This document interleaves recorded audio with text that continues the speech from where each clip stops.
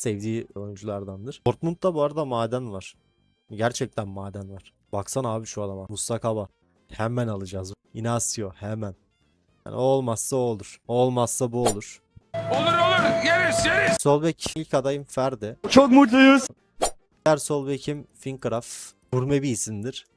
FM'de çok gelişiyor. FC'de hiç denemedim. 82 potansiyel diyor. Fazla potansiyeli yok ama bilmiyorum. FM'de çok fazla gelişiyor. Umarım burada da gelişir. Sağ bekim 24'ten beri alıyorum bu adama. FC 24'ten beri potansiyelli. FC 24'ten beri ucuz. Ben bununla geldim bununla giderim. Hemen orta sahalara geçelim.